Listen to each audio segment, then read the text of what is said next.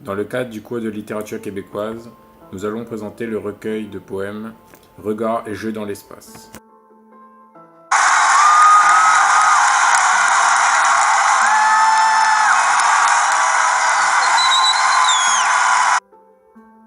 Né en 1912, Hector de Saint-Denis Garneau grandit dans une famille instruite à Montréal.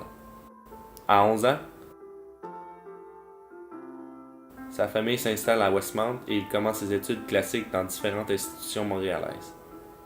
Passionné d'art dès l'enfance, il poursuit ses études jusqu'en 1934 où des problèmes de santé l'obligent à arrêter. Lors de ses séjours à l'hôpital, Hector change brutalement sa perception du monde. En effet, il prend conscience de la fragilité de la vie et de son importance.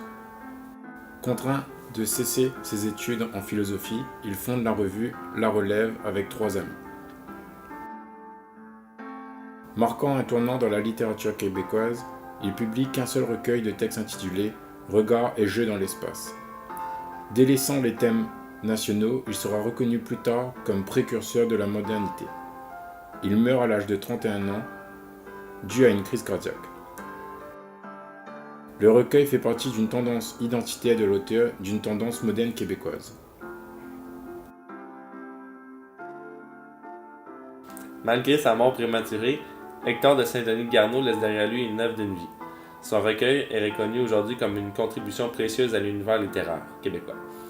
Depuis plus d'un demi-siècle, sa poésie est l'objet de nombreuses analyses et des musées consacrent des expositions à son œuvre. Depuis, pour lui rendre hommage, la municipalité de Sainte-Catherine de la Jacques-Cartier a depuis quelques années aménagé une piste cyclable sur une distance de 13 km qui est parsemée de ses poèmes.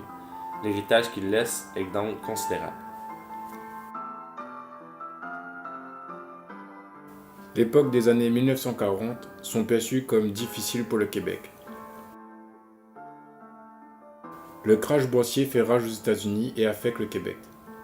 De plus, la Seconde Guerre mondiale continue jusqu'en 1945 où les dégâts matériels et humains sont massifs.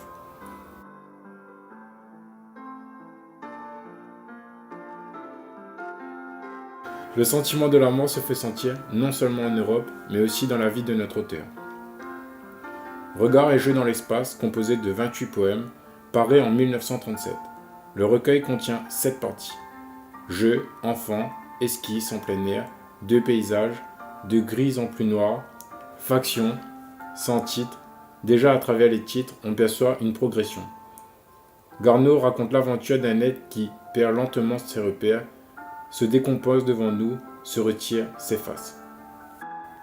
Maintenant, nous allons analyser plus précisément les 7 thèmes que nous venons de parcourir brièvement.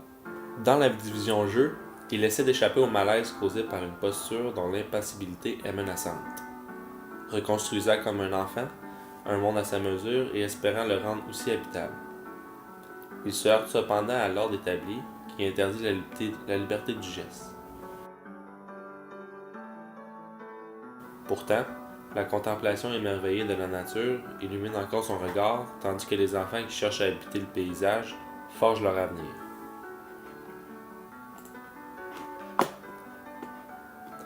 Dans la section enfants, les petits choisissent de s'aventurer dans l'inconnu, afin de comprendre la contrainte.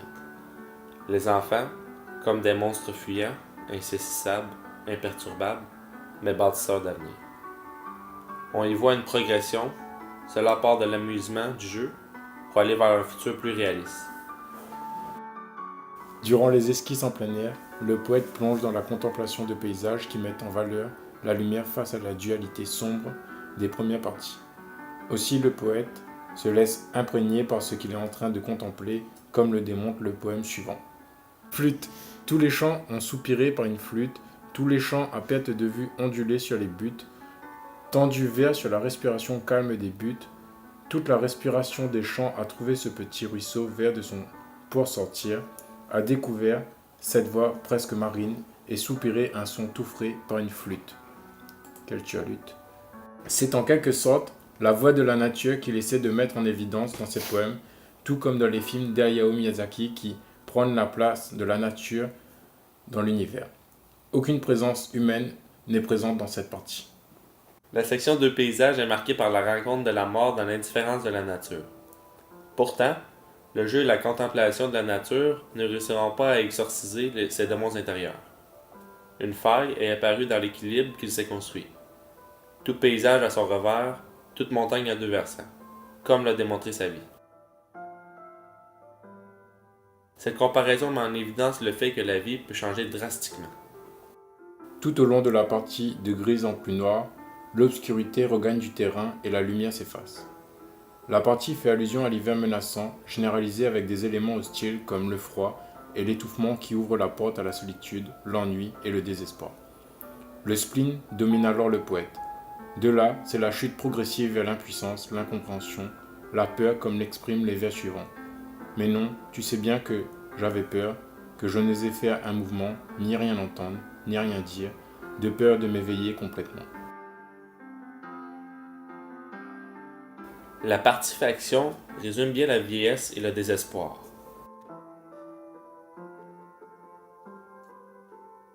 Le poète outrepasse désormais les limites d'un dépouillement qui n'a plus de nom. Il a cessé d'habiter le monde. Il attend, impassible, ayant cessé de croire alors, l'esprit rivé vers quelques vagues d'espoir qui ne semblent pas d'ordre terrestre, comme l'expliquent les vers prochains.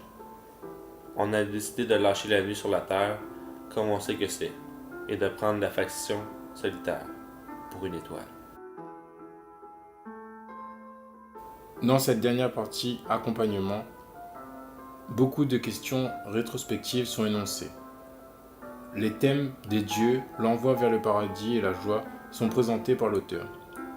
Ces thèmes font référence à sa vie à l'hôpital, se questionnant et attendant sa mort, comme un sentiment de délivrance.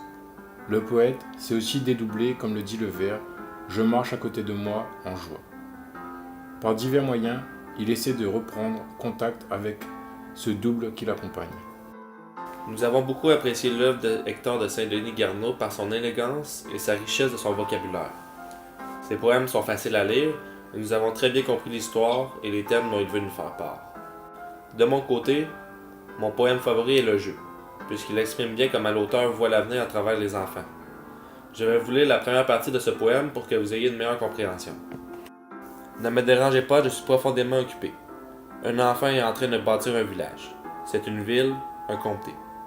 Et qui sait, tantôt l'univers. Il joue. Ces cubes de bois sont des maisons qu'il déplace et des châteaux. Cette planche fait signe d'un toit qui penche, ça n'est pas mal à voir. Ce n'est pas peu de savoir où on va tourner la route des cartes. Cela pourrait changer complètement le cours de la rivière. À cause du pont qui fait si beau mirage dans l'eau du tapis, c'est facile d'avoir un grand arbre et de mettre en dessus de cette montagne pour qu'il soit en haut. Comme vous avez pu le constater, ce poème sauve sur la joie malicieuse des enfants à construire le monde. C'est par ces enfants qu'ils pensent rendre le monde habitable. Bref, j'ai adoré la vision que l'auteur apporte par ce recueil de poèmes qui se lit avec rapidité et justesse. Ce recueil de poèmes est assimilable aussi aux Fleurs du mal de Charles Baudelaire, plus précisément à la section spleen et idéal.